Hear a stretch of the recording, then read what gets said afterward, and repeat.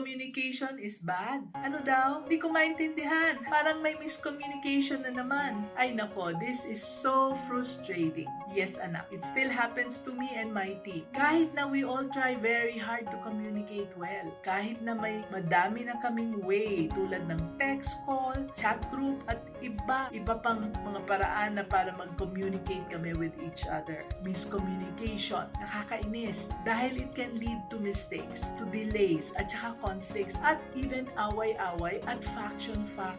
It's a growing pain actually that can slow our business down. Ito na ang mga nagawa namin. Kaya nabawasan na ang miscommunication ng gusto. First of all, nag-establish kami ng clear communication channels. Kailan pwede na text lang at kailan dapat call na kaagad. Kailan dapat sagutin ng email. At after ilang days, dapat na may escalate sa itaas kapag walang action sa immediate boss nila. Anong technology ang dapat na gamitin para mapadali ang organizational communication? Mga team meetings, dapat regular ang schedules at hindi lang kung kailan convenient sa boss. At i-train ng lahat on effective communication skills and mag-build ng kultura na merong feedbacking, transparency at respeto sa bawat isa. What do you think? Kaya ba natin gawin ito bilang mga business-minded Pinoy?